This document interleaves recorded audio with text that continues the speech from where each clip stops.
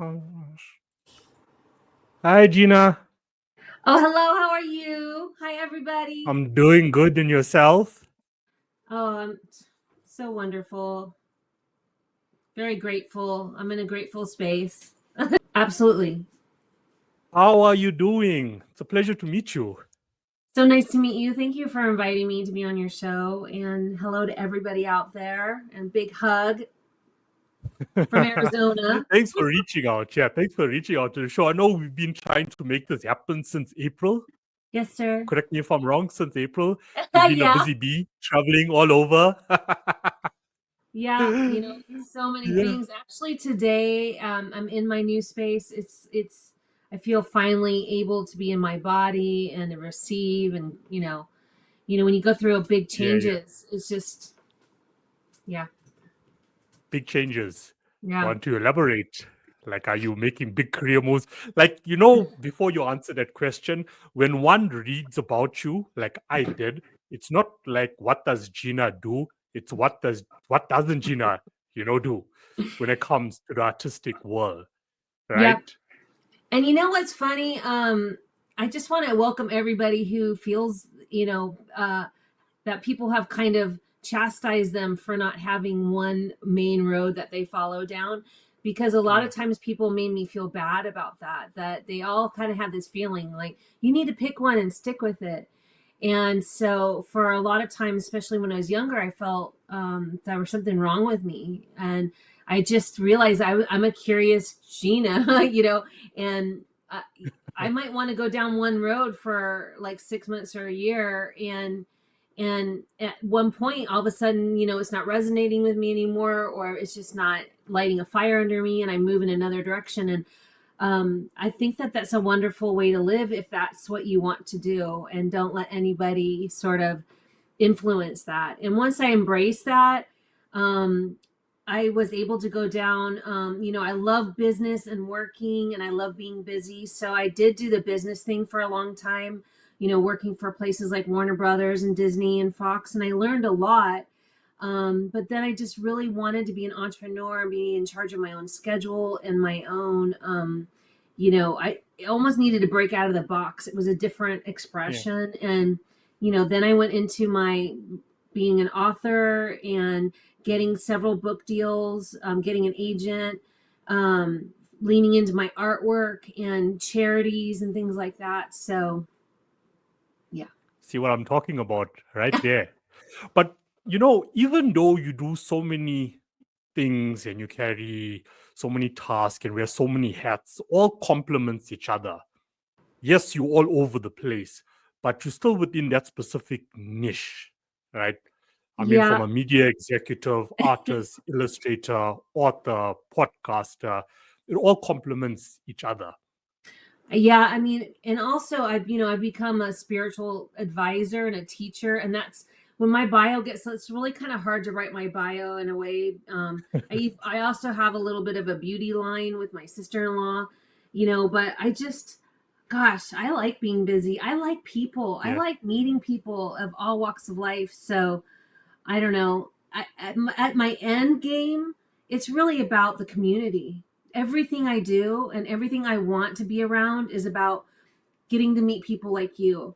Um, I've, you know, I've got to meet people all around the world. Like if I go anywhere, I can say, hey, I'm coming to town. I've got like 5 friends. It doesn't matter. Japan, Australia, South Africa, it doesn't matter. Portugal, because of I'm out there looking for people to connect with. And at the end of the day, all of this is for that because I just love connecting with people and sharing each other's stories, seeing that we are just as magical beings that have so much more control of what we bring into our space. And I think it's going to be really important moving forward as the world is shifting that I just feel like in the last 10 years, we've kind of moved away from community, at least in America.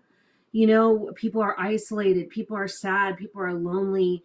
Um, and it's a habit that I think we need to get out of. We need to get more into, um, you Yeah. know, you get used to being alone, even though you don't want to be. And then when you go out to try to, be a part of a community, you don't know where to start.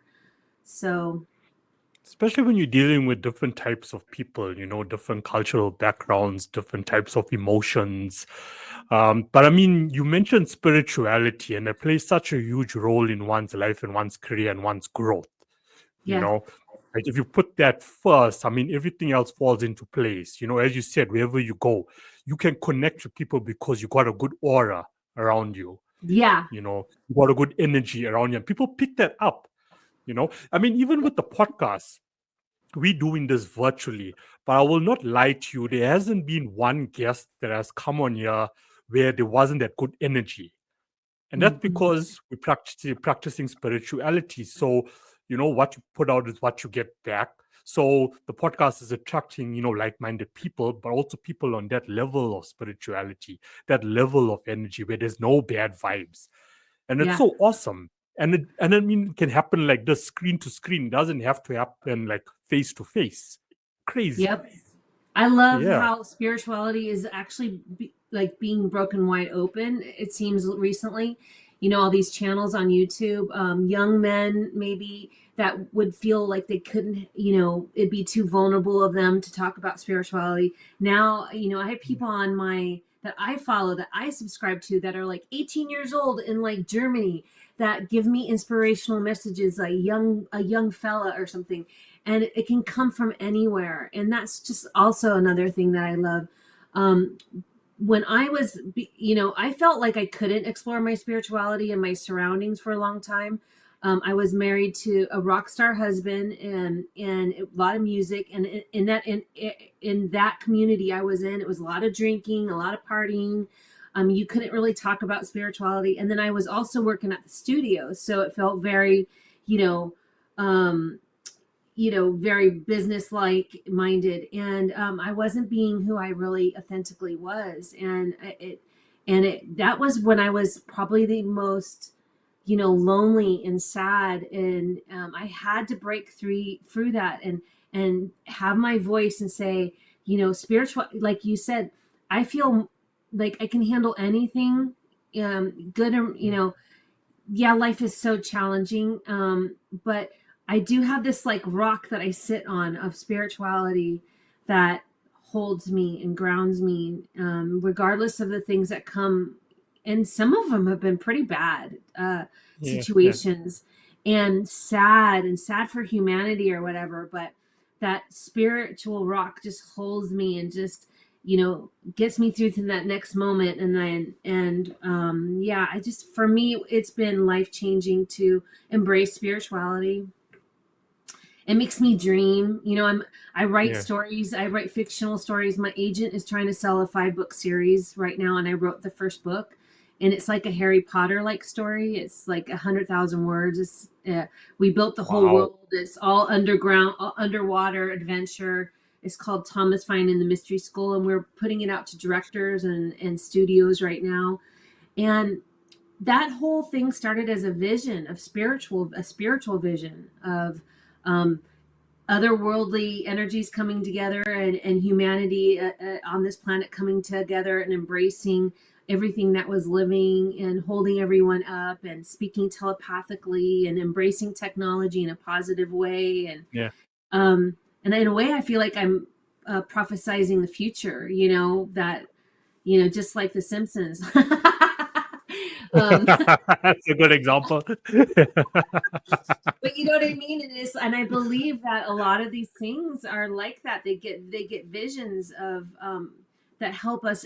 Storytelling is so important to help us expand our heart and just realize how magical each and every person is.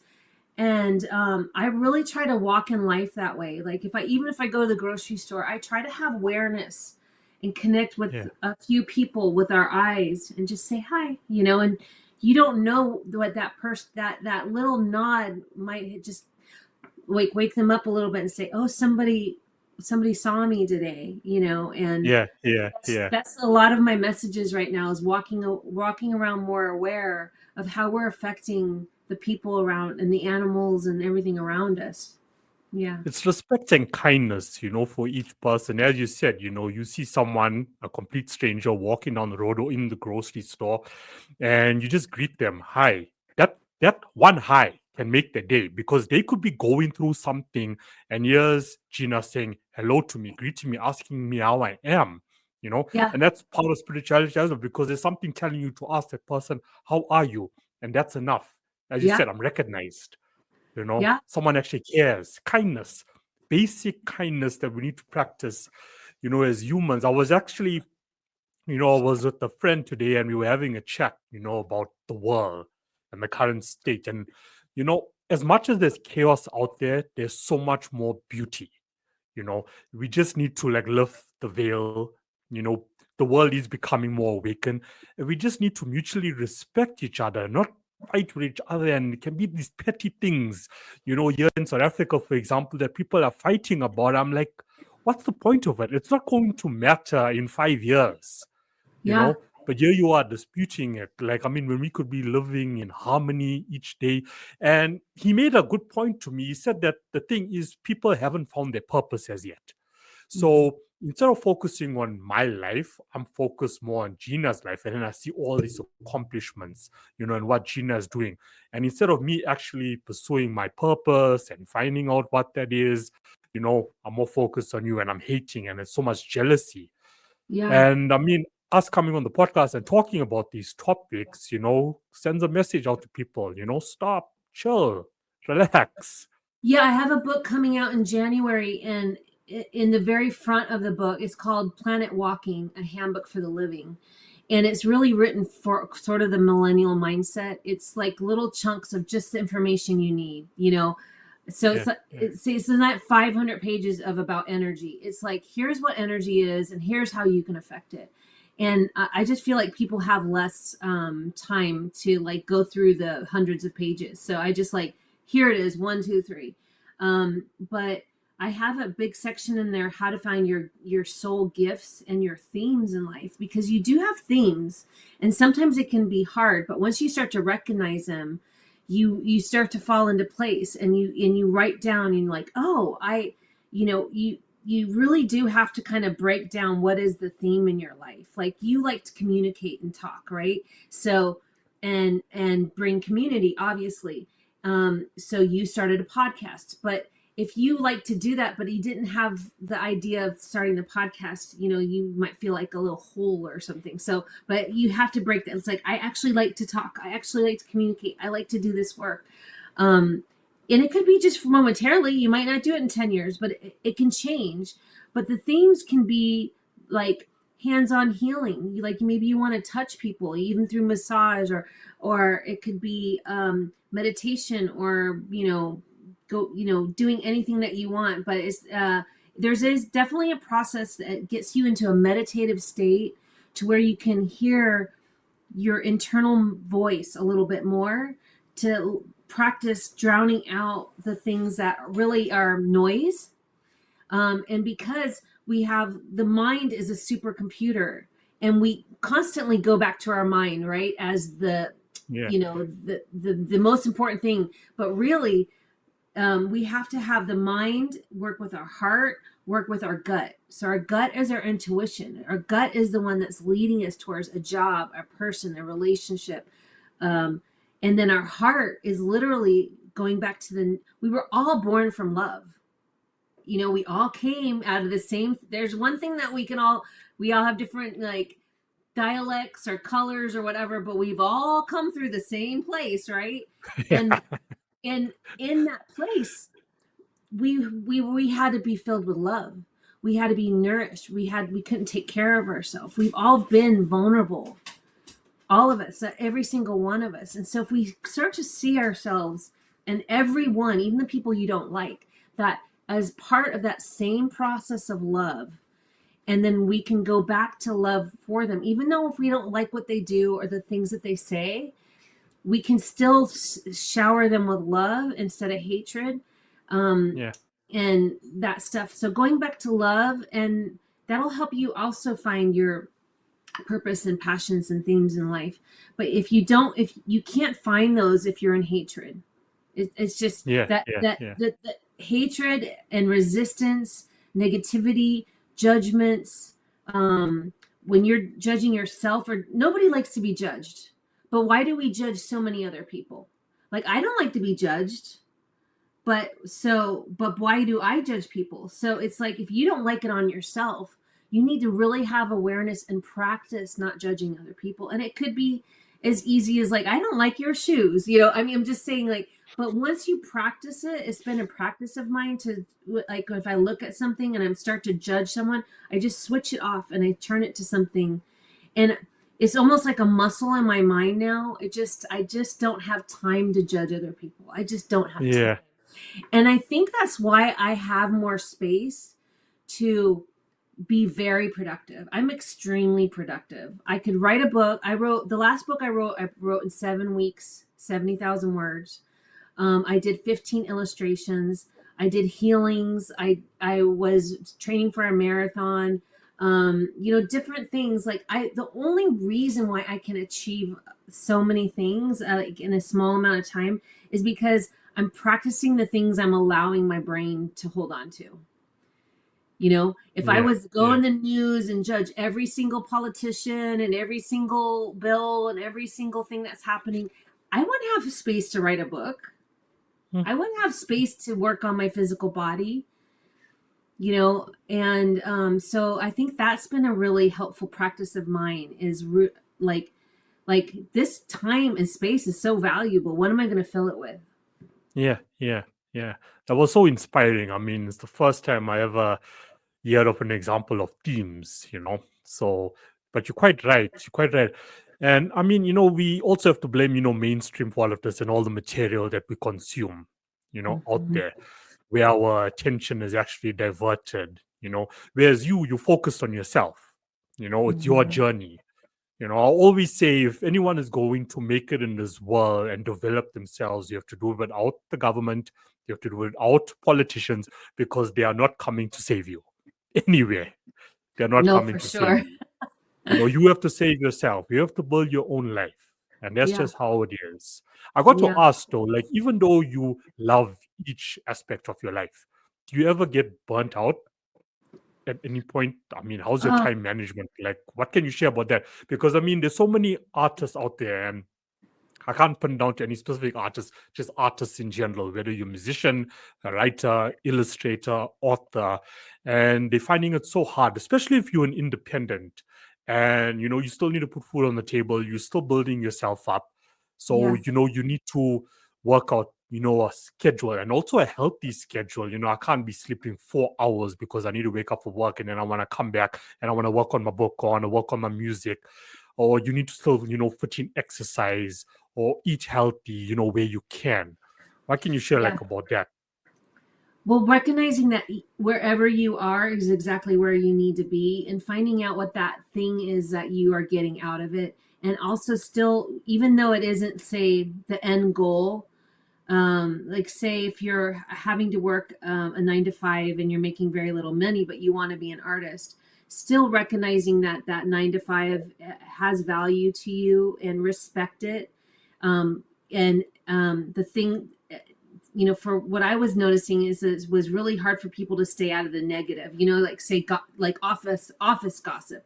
Oh, she did Yeah, this and he did that. And then just put your head down and really try to say, okay, and it's okay to build goals. Hey, I think I'm gonna try to stay here for 6 months. And um, what is this giving me? It could be the littlest thing is like, I'm learning how to build frames, I'm learning mathematical things. And then you don't realize that later in life, you might need to build your own frames for your artwork. yeah, So you recognizing that every little thing that you're learning and lesson is adding to your tool chest that you could use in the future.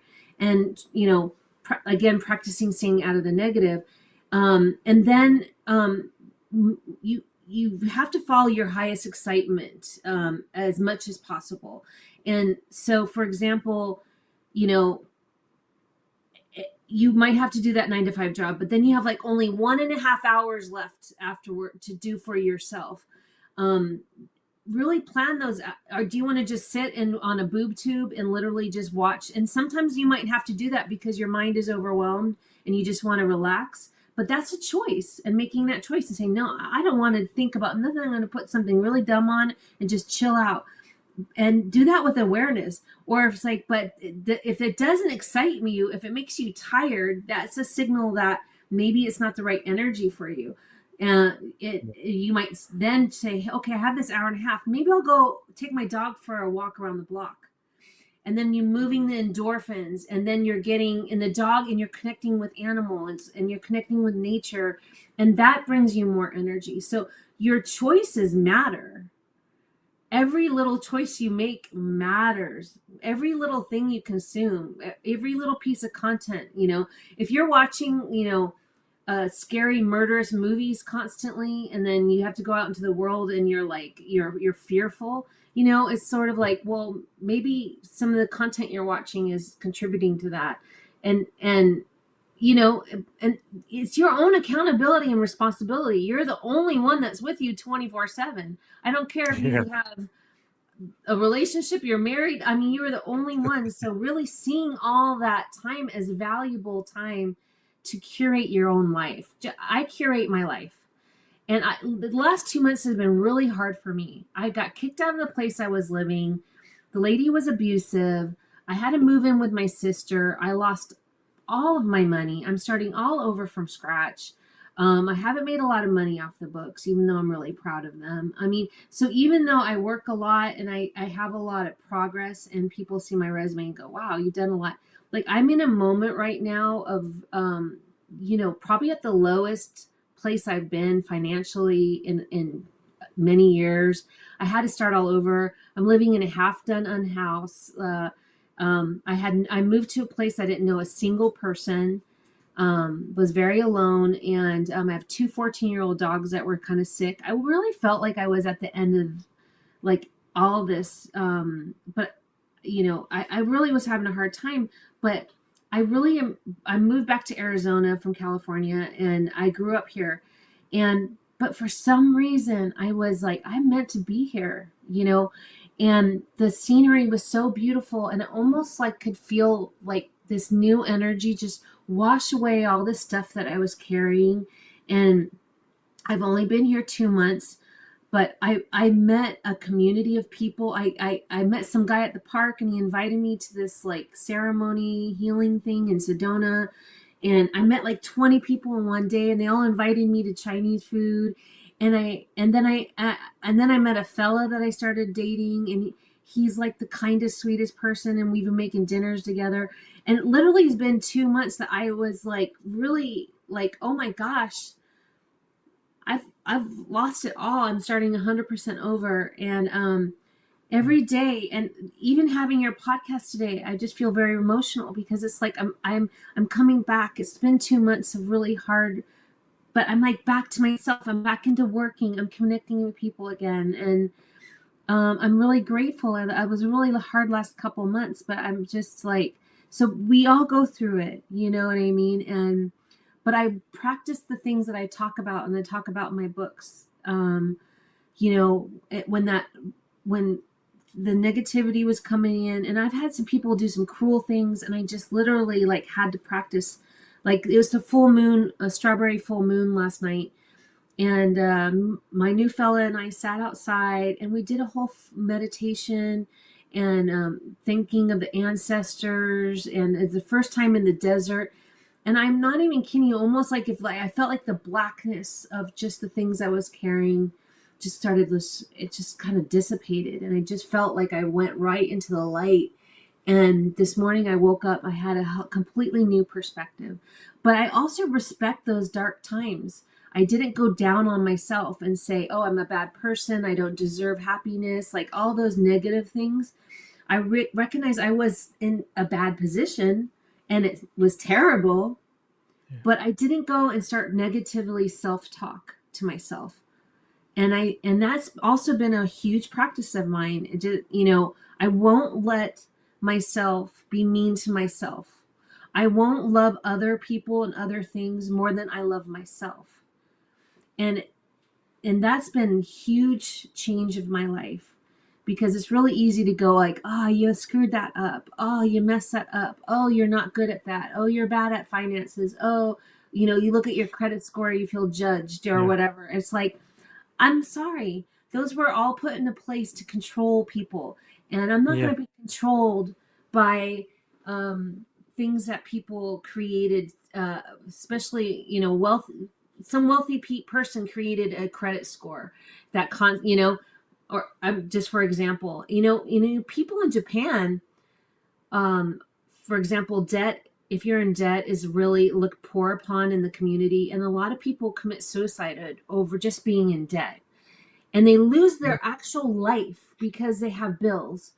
I feel I'm not going to do that. I'm not going to and I feel sorry for anyone, and I understand it but it's again that judgment, negative pressure that somebody created to Yeah. put us into a box. But I have to decide, am I going to let that energy that's been created hundreds of years ago to put us people into little boxes and say that I'm a bad person? I can't. Yeah. Yeah. But it's awareness That's a and clapping practice. moment. It's That's a practice. clapping moment. I have these random clapping moments throughout the show, and that's your one. Like, I'm so touched. You actually made me emotional, and I want to thank you for being so transparent. Like, and that's what we need people, no matter where you are in life, high or low, just be open and honest and transparent, because that's how you connecting to the people that are struggling, especially psychologically, the most globally. Yeah. You mentioned debt in Japan. It's all over. It's even in South Africa. People get so scared and they're committing suicide over it. And I'm thinking, no, you know, Mhm. you're throwing your Sad. whole life away Yeah. because you owe the bank does, or because they're sending you a letter telling you that you've been blacklisted and now you can't apply for another home loan. So don't live off credit. If you can't afford it, that's where the full stop is. Don't go above, after that. It's finished. If you can afford it, cool. But don't take credit. Work it Yeah. out. Yeah. Thank you for being that was wow. That was wow. But also, I feel, I can relate. You go through this dark period, you know, and you have to go through this dark period. And it can happen at any moment in your life, to get to the light of where you actually want to be. Because when you communicating with that higher power, when you're communicating with your ancestors or God, whoever you may pray to out there, you know, if they're going to take you there, it's levels. They're not just going to take you from year to year, like some bridge. No, you have to go through levels, and you have to look for those blessings in disguises. I'm quoting Winston Churchill again. You have to look for those blessings in disguises, because it's not happening to you, it's happening for you. There's something to be learned out of that experience. You just need to look for it. But if you're going to be like, oh no, why is this happening to me? Life sucks and there's so much bad luck and you're crying all the time, you're just going to attract more of that. You're not looking, okay, what can I be grateful for right now? I'm grateful that my lights is on. I'm grateful that I got water. I'm grateful that I got food. I'm grateful that I have a bed to sleep on. How many people Yeah. don't? You Yeah. know? It's true. It's so true. I mean, even like stuff like honey, I was like trying to think about the bees that created them and things like that. Like sometimes you need to go into those fine, minute little things and just recognize just how beautiful this. I mean, we live in a really beautiful planet. I mean, we have species that have never been even discovered yet. There's something like 90% of the ocean's sea life hasn't even been discovered yet. You know what I mean? So when you start to, if you need like inspiration, I look outwardly into things like that I find very fascinating and interesting, and try to focus on that kind of stuff because, yeah, I mean, if I focus on the things that like really hurt me, like things that I see in the news and things like that, I mean, it's good to have some awareness of what's going on in your world, but you can't ingest that. But also, you might be passionate about politics, and you want to make changes. It's following your passion, and that's okay. But if it's not taking you to a place where you're thriving, then that's not the theme of your life. You know what I mean? And Yeah. I only mention that because, we America especially, I just like, I see that, we're focusing so much on that stuff, but we're not focusing on the taking care of the elderly. We have animal abuse. We have Yeah. childhood trafficking issues. The things that we need to take care of our children. I mean, It's Yeah. ridiculous. I mean, we have hundreds of thousands of missing children and being trafficked across the borders and things like that. Like, we really need to focus on really important things that we need to fix, and Yeah. together. And we can only do that through community. Yeah. Community building. I was actually one of those kids growing up, I should be obsessed with politics. And, there's all these different political parties. And I was like, okay, I understand what their ideology is. And then I'm understanding there. Then there's the right and then there's the left, And at a young age, I'm learning all these things. And then I grew up. I mean, not like, in my teens. And I'm like, nah, something doesn't make sense here. Yeah, Doesn't make sense. This seems too like premeditated to me yeah, and then as you get in as I got into my 20s I realized, no, okay, if I'm going to make a change, I don't need to do it with the support of anyone out there. I'm just going to yeah, start something, and I'm just going to grow it day by day. If I can change one person's life today, that's enough. Tomorrow I'll try for two, and then three, gradually build it up.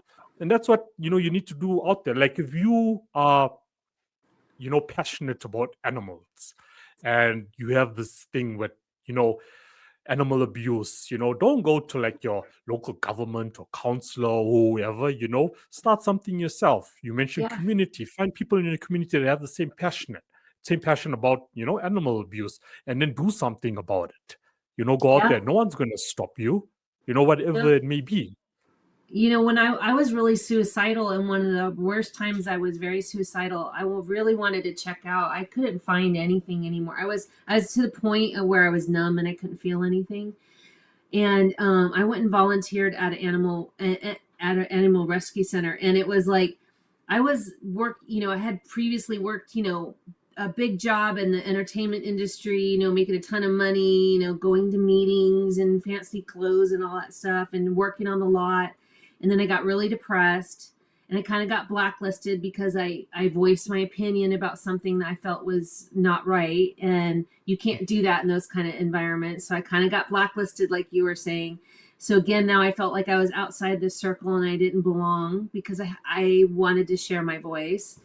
And I felt so outside the circle. I felt like nobody understood me or wanted me. And then all my old traumas that were unhealed came up to the front, childhood traumas and things like that. And they just start to pile on top of a person's soul.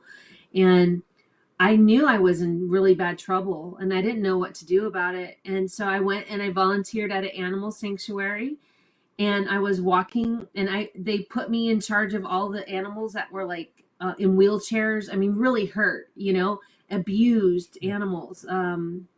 One dog had been thrown from a truck and his front legs were shattered, and they had to cut them off, and he had a wheelchair and everything. And I was picking up dog poop. I literally was picking up dog shit. And excuse me for saying that, but and walking them. And I just remember after like 3 or 4 days, all of a sudden the energy started going, they need me. And that love, Yeah. like seeing something else that I was contributing to, I started to feel again. And the numbness started to go away. And it was almost like an egg cracking, and I was like coming out. And then I started to feel better. But it was the simplest thing. Is like I was in such bad shape. I needed to go and help something that needed more help than I did. Yeah. And it really did help me. It really did help me. I mean, we have a lot of people in convalescent hospitals here that don't have a single family member that come and visit them. You could go and volunteer to read a passage in a book for someone, or if people are your thing, there's endless opportunities to volunteer. I volunteer at the veterans now for the suicide prevention, and it's a huge thing in America. The veterans, I mean, the suicidal numbers that, they have all this trauma and they're lost, and they come back to their lives. They don't know who they are, where they belong, and they just want to leave. They don't want to be here, so I volunteer with the veterans a lot now. Going to be doing an art show on the July 23rd here in Arizona, and we're going to be cutting veterans' Nice. hair for free that day, and just giving back. It's but you have to. If you're in a really bad place, don't feel bad that you're not giving. You Yeah. first Yeah. you first have to get healed, and take the time, and it's okay. um it's this slow process sometimes, depending on what trauma you have. I mean, I know in your country there's so much trauma. And I can imagine, how do you that trauma is real. The triggers come, they overwhelm your physical body. Creating that toolkit to help you, whether it could be therapy, there's all kinds of different new treatments like EMDR, like, that's, more natural instead of taking medication. I mean, we, I have so many friends or people that I know that are so medicated. I know entire families. I'm talking about kids at 3, 4, 5 years old that are on antidepressants, and the entire family is on antidepressants. Like, the entire family. So, I just, there's got to be another way. Yeah, there's to. There's the elderly lady who stays also in my area, and she should run, one of the charity shops, but she's no longer there. There's politics even in charity, right? There's Yeah. politics in religion, there's politics in churches, it's all over. So she left because of the politics, and then we like touch base with each other, now and again. And she gave me a call, and she said she went to, it's a normal, it's like how you would go to a GP, but she went to like a spiritual GP. Okay. Okay. And she was explaining to me how she did all these random tests, So I couldn't make out, exactly what happens. But I told her to send me the contact details because this sounds like, someone I want to go see. But she gets this 2-page report, with everything that's wrong with it at the moment that you will not get at a GP. And she even sent me pictures of it. And she says so actually, when she called me, it was just after the second time going back for the second consult. And she's like, Kino, you won't believe this. From 2 pages, it's gone down to like half a page of what I need to Okay. fix. And, she gave her all this spiritual, like, natural, not spiritual, natural, okay, spiritual and natural, but medication to use instead of what you're getting at the pharmacy and what the GP is giving you. And it's done wonders for her. Oh, I love it. Absolute wonders for us. So these people are out there. You just need to look for them. Yeah. Also, like, if you are suffering with anxiety or depression, taking medication all the time is not going to solve the root of those issues. It's Yeah. not. I know you touched on suicide. I know we've also invited you to talking back to suicide as well. And so you've also written a book about it. Yes. Any specific? I'm sure. Okay, I'm not going to say any specific reason. I'm sure there is a specific reason why. You want to touch on that also on this show. We will go into depth, on the topic on talking back Yeah. to suicide. But if you're comfortable to talk Yes. about why, Yeah. I mean, I've talked about it so much, but I try to bring levity to the subject matter. Because, people say, oh, that's a dark subject, and you can't even say certain things online. And it's like, really? How I could watch movies where people get their head blown off 10 million different ways, but I can't talk about suicide. We need to change that, because if you want me to heal it in myself, but you tell me I can't talk about it, that's not right. But it isn't dark. It's heavy, but it's not dark. When you say the word dark, it's like, oh, it's dark. Like, no, it is heavy, and it's serious subject matter. But the more we talk about it, the more light we get it, the more it elevates. The events that I've had people come up to me and say, I can't believe this, like crying at the end of an event, saying, I was going to do that this morning, and I knew I had the option to go to your event, and everything just kept saying, just go to the event, just go to the event, just go. And by the time they were done, they felt so much lighter because they had me or other people sharing, hey, I felt like that too.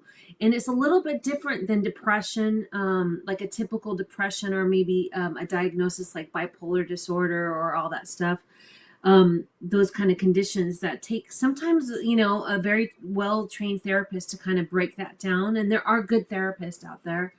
But suicidal ideation is usually, from my experience and the people I've spoken with, it's not everyday thing. It's something that just kind of lurks underneath because it's something that's unhealed. and all of a sudden, like, you'll lose your job, and then you kind of go back to that old thinking. Oh, see, I'm not worth it. I'm not good. I'm not worthy. And whatever record starts to play, then that starts to turn on. And those are the times that are really important, because those become from one to that becomes like 911 really quickly. And that might only happen once or twice a year. But so that's why nobody wants to talk about it, because it's like, well, I might only feel like this twice a year, and I don't want to tell people about it. Like, it's so serious. I don't want to be labeled. I don't want to have this stigma on me for something that might not even happen this year. I'm in a good space right now. So, but maybe then you meet a partner, and then you have a terrible breakup or something, and you just feel awful. So when we talk about it, it's like, oh, you mean you feel like that too? You felt like that too? Well, what did you do? What did you do? And the more that we talk about it, really does lighten it. And that's why I try to bring light to it, because my spirit's very light now. And people I was very similar. I still had the same personality, but I would go home and like have dinner just like I am now with my friends. And in my mind, I was saying, your piece is POS. You need to go home. You need to end this. Like, they didn't know. Nobody knew, because we wear these masks and they're really good, Yeah, Um, yeah. I'm grateful I don't have that anymore. But I was very sad for myself that I had that, and I had to basically create this second self, and the second self protects me. The second self loves me, will not let anybody hurt me. And I talk to myself in a way, it's like, you're not going to talk to yourself like that anymore. Yes, you're having a bad day. Yes, you have things you have to work out. But stop talking to yourself like that. You are beautiful. You're loving, you're kind, you're compassionate. You belong here. And then I would just say, okay, thank you. Like, almost to myself. Yep. Okay. I need to change this energy. Let's put on some music. Let's start dancing. Let's get in our body. Let's feel our body. Oh, wow, look at my hands. They're so neat. I have all 10 fingers. I'm lucky. Not everybody has all their 10 fingers, and start to go through this scenario, like you were saying, like, I have water. Oh, good. I have coffee, the littlest things. And then all of a sudden it's like that the suicidal ideation, is just like, all of a sudden it's gone. And you're like, oh, who needs that? And that's sort of the process. But if you're not allowed to do that, if you're told that you are a terrible person for thinking that, it's only going to grow, so yeah, don't let it. Also, it's the religious stereotype around it as well. Oh, someone committed suicide, then we're not going to talk about it. As a family, we're not even going to talk about it because that's wrong. You're going to hell. Whoever committed suicide is going to hell. But you're right, we need to bring more light to it, because the numbers are just hidden from society.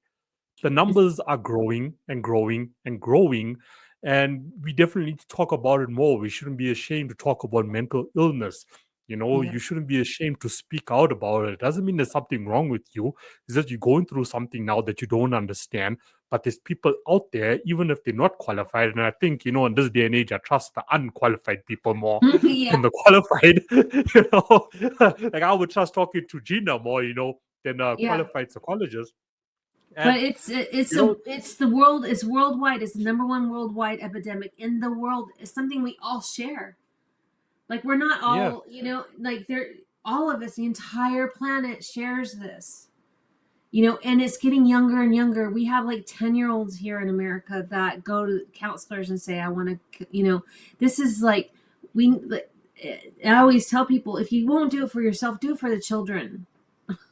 Yeah. They're only mimicking what they see adults do. Yeah. Where did they get that idea? Yes. At 10 years old? Yeah, 10 years old. It's so weird, spiritually weird how you mentioned 10 years old, because last night on Talking Back to Suicide, we brought up the stats again, and it is kids from 10 years old that are starting to commit suicide, and we pinned it back to social media and competing with people online. So we're scrolling the whole day, and parents, educators are allowing it, and they're scrolling and they're seeing, okay, so I used Kylie Jenner as an example. first person that came to mind for some Yeah. reason as an example. So we're scrolling, we're seeing, oh, look, she bought a Ferrari or she bought a Lamborghini. Look how lavish her lifestyle is. And now we're comparing, So because now you're thinking, oh no, my life sucks. Look at her. I can't be like her. So now, you're trying to level up when you're supposed to be on your own unique journey. And because of that, kids are like, ending their lives at 10 years old, Yeah. as a No, teen. and they get bullied online and like one little thing, then they all get attacked. The bullying has to be figured out ASAP. And there needs to be active classes about conflict resolution at a very young age, about bullying. I mean, if you have to learn English and history or and science and all that stuff, there needs to be at least one class a day where it's like back to the like health social study, how to social, an hour of social engagement, how to deal with conflict, how to have arguments with other people. There's no conflict resolution. I mean, even I know so many adults that can't deal with any conflict. They'll just start to pop off. They lose their mind if they don't feel like they're in control of a conversation, or Yeah. they can't hear the other person. It's like they have no conflict resolution skills, and these are the adults. They Yeah. can't just, Yeah. they take it personal. Oh, you're saying I'm doing this and that. It's like, no, we have something. The world is full of conflicts. Doesn't matter what job, what social economics you come from, what kind of clothes you wear, what kind of social setting, what kind of your family. There's conflicts. Everybody has them. So if you don't have that skill on how to be calm and get grounded, to listen to the other person, they should be practicing that in school. Like here's Yeah. a fight scenario, something like so. Okay, practice listening to someone else. Now respond to Yeah. someone else without yelling or angry or wanting to hurt them. You know, so education just needs to change as well, and like we need to adapt to. I mean, education hasn't changed, at least in America, for hundreds of years. It's the same exact thing, but as humans, we've changed. Our needs have changed. Yeah. So why You why know, is why is the school? Yeah. there's no commitment. There's no commitment. It was 2021 that I sent an article to the local media company, about bullying online, and you have to go to the root of it, that it's not happening at the school, it's not happening with the parents, and there needs to be some sort of control around it. But you get no response from them at No. all. You see, so Yeah. there's no commitment. And then you ask yourself, okay, why? So what am I supposed to do? Yeah. People feel like are overwhelmed. They're just overwhelmed. But again, we have to go back to the kids, and I think that's why I keep saying that, is because if you can't do it for yourself, maybe sometimes you need to look at a vulnerable, like that's why you like animals or whatever. But I go to the most vulnerable, which is usually the elderly or the children, and say, well, if we can't do it for us adults, like we have to do it for them. And then maybe it takes your ego out of it a little bit and say, oh, I'm really actually setting up a system for kids. Okay, I can do that. If you can't get out of your own ego way, then maybe you can do it for something like that. We just have to. We just have to, exactly. We need Yeah. to get the message out there. Look, I mean, the world we live in is built by design. Mm-hmm. If you're awakened enough to realize that, cool. If not, then I feel for you. I really do feel for you. There's so Yeah. much that I can do, Gina can do, anyone that comes on the podcast can do. You're not going to get the commitment from schools. The system is not going to change because it's designed to keep you trapped. It's designed to keep you, emotionally trapped. It's designed to bring darkness into your life. That's why you Yeah. always get bad news and not good news. Yeah. My brother was a school counselor. Exactly. That was his job. And he worked with middle school grade kids, and he finally couldn't do it anymore, and he retired a little early. But he said he was so limited by what he was able to do, because of legalities. um and he would have like a 6-year-old or a 7-year-old come and say that he has suicidal thoughts. There was a protocol. And a lot of, he said often the times that when he would call the parents and they didn't believe him, like they'd be like, no, my Yeah. kid wouldn't say that, no. And he said that was the number one challenge, was not the children, it was the parents. So because Yeah. they don't want to admit that their kid is having those kind of issues and things like that. I mean, Yeah. people don't, in America, we average 2 mass shootings a day, and we've gotten to the point where they don't even make the paper anymore. So mass shootings are 4 or more people injured, and we average 2 a day. And this has Yeah. been happening, I think, for the last 3 or 4 years. So that's 750 mass shootings a year, you know? And I kind of related that and a lot of the mass shootings, a lot of them are the youth, the male youth, right? And, um, you know, I believe that they're partially suicidal, but then they become homicidal.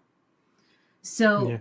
we, it's not just the innocent people who are struggling. It's people really that have the capacity to hurt hundreds of other people.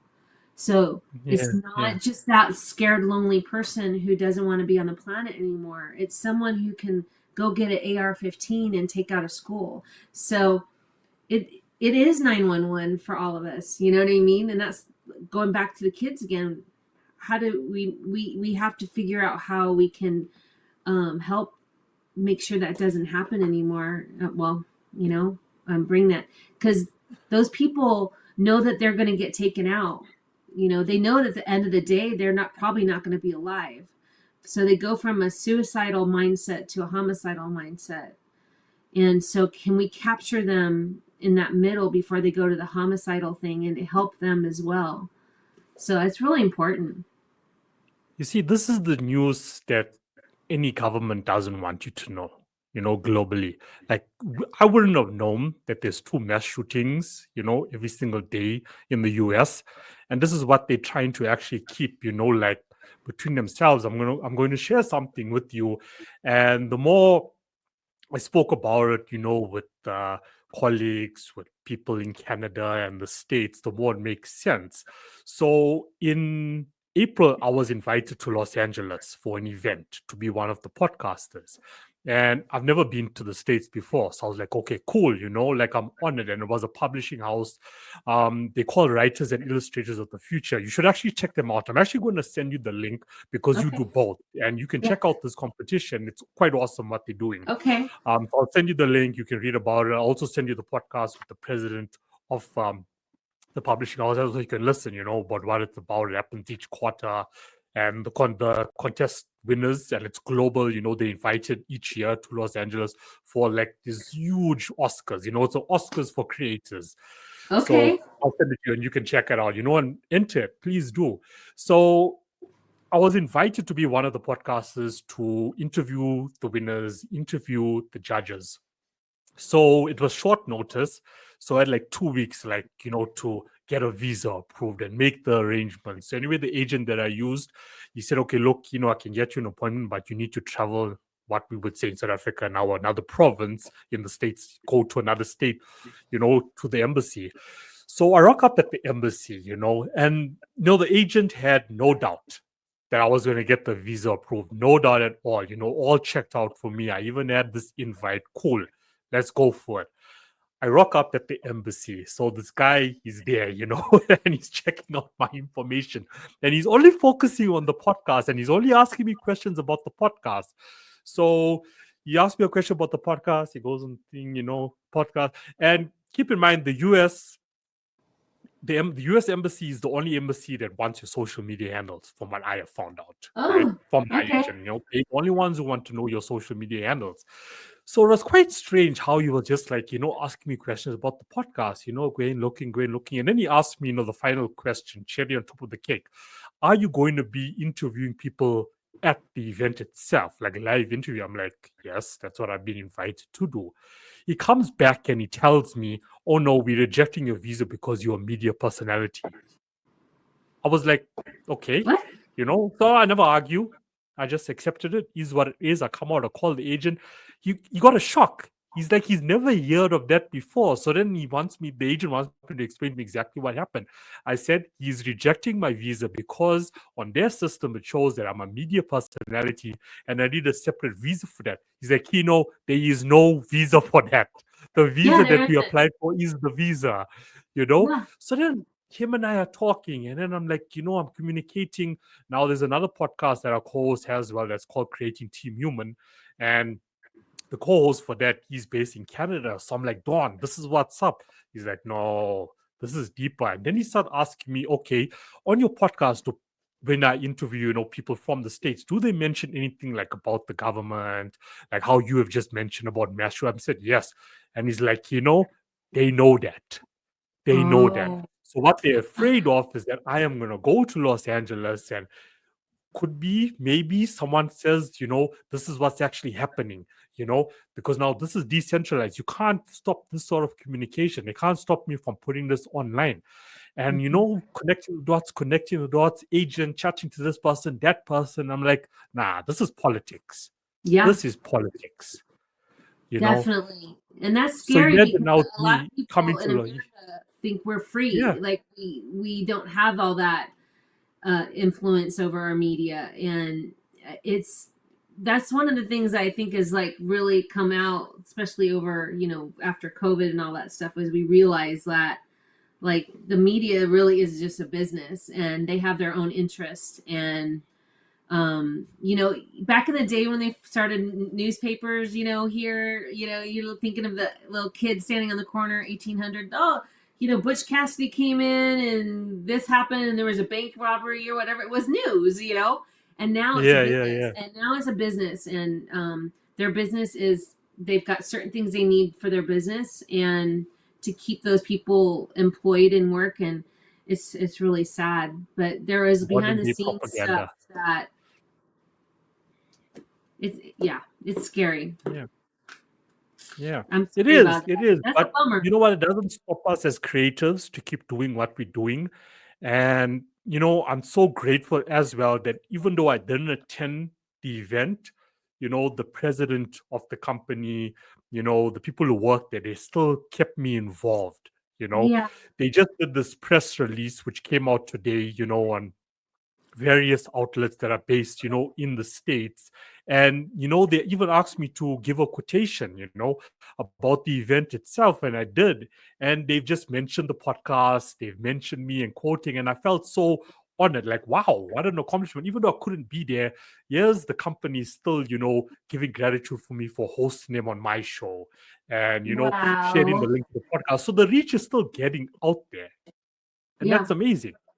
All these humans that we get involved with around the world, we're not stopping creativity. you know yeah, where were we from? We're not stopping it. yeah, So I mean, like, wow, like, wow. So yeah, thank you for sharing your story and being such an inspiration and motivation for creators and individuals that tune into this podcast. And I mean, the reason I started this podcast in 2021 is because I saw what was happening out there, with independent creators. And at the time, because I was involved in music, I focused on the independent space, in music. Now I've branched out into individuals such as yourself who yeah, carry so many hats: authors, illustrators, publishing house, you know, publishers, presidents of companies, coming on. And everyone is just offering so much value to the space. And all it yeah, takes is for that creator sitting out there somewhere, wherever you're from, just to, take that first step. Just like yes, writers and illustrators of the future, all you have to do, and the president of the company's name is John Goodwin, he says, all you have to do is mhm, just enter. Just enter. That's all you have to do. Keep it organic, no AI, right? yeah. That's one of the I rules love because they those. will pick up on it. I love those because I do try to enter different things, and I'm always online looking. And then you'll get through this whole like application and everything, and then they go, oh, $900 application fee. They don't tell you at the end. And Yeah. for young small businesses and stuff, they can't do that. Yeah, yeah, and yeah. and then I just X those people out. I have no interest in ever being a part of that stuff. But it is kind of like there's so many. We need Yeah, help. there's I'm We actually, need to help small while businesses. it's Yeah. I'm actually um going to share the link with you in the private chat. Okay, thank you. Uh, let me check. This is how get the show is, right here. Creating opportunities right here. So can you just let me know if you got it? Yep, And keep I in mind, got I it. don't edit this Woo! part out of the show, when I share it, because I wanted to be there. That's where you need to be at. Yeah, I've never seen this before. So thank you. I've So never seen it. once you go onto the link, you'll see it's going to show the 2025 award show. So this was actually the event, and it's phenomenal. It's phenomenal. Like, you are going to get so emotional. There was even, I can't remember her name, but she was a young lady from Hungary. I mean, that's one of the smallest countries in Europe. And she Yeah. actually was one of the contest winners. So you win the contest, they invite you out to Los Angeles, they pay for your tickets, they pay for your accommodation. But before the award show itself, you go through, like, it's different classes. There's different illustrators, there's guys who work at, I think it's Netflix as well. They come through, they coach you before the award ceremony itself. And there's prizes, you win cash money, and then there's the book. So now they're on number 41. So in this book itself, when it gets released, it's either your story is there or your illustration is there, and you get that publicity. And at the show itself, if you're one of the contest winners, like, you're a celebrity. You're going to get all the people coming there. They're going to take your autograph. You're going to sign. You're going to chat with them. You're going to get interviewed. It's crazy, crazy, crazy. Thank And you so you much being a for writer sharing and an that. illustrator, I feel this is something for you. Check it out. Why not? I'm going to do Go it. for it. Thank you, Yeah, Kino. no problem. So where can people find you online? Where you Um, hanging out, yeah, chilling Gina out? Cavalier, GinaCavalier.com, Gina Cavalier, CAVALIER.com, or theliberatedhealer.com is where I have all my meditations and courses. And my books are worldwide on Amazon and mom and pop shops. You just, Surviving Suicidal Ideation was my first book that was out in 2024. I also illustrated like 30 different images in it. Wow, nice. Published by the Swedenborg Foundation. And then I have my next book coming out in January 1 with O Books as the publisher.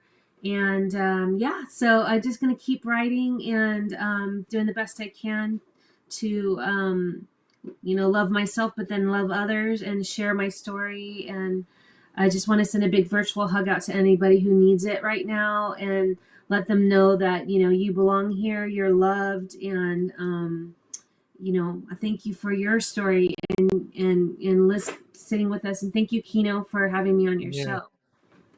No, thank you. And if no one has told you yet today, I appreciate you. Thank you for what you do for humanity, for humans, for creators, even though, you go through your own personal darkness. And that's what makes, that that light behind each creative out there, that message I want to push, that there's a deeper purpose, with your music, your writing, your illustration, and that's to benefit humanity. So no matter what, you go through, I go through, we still show up, we still push as much positivity as we can. Am I struggling with certain things? Of course I am. I'm human. I'm human, just like you. But I'm Yes. still out there saying, you can do it, you can make a difference, you can fulfill that dream of yours. Go out Yes. there, do it. Don't be afraid. Fear doesn't exist. I want it You're all. I only want it limited by your all. beliefs. Thank you, Kino. Your Thank you, beliefs. everybody. Thank you so much. Bye, Gina. Bye. Thank you.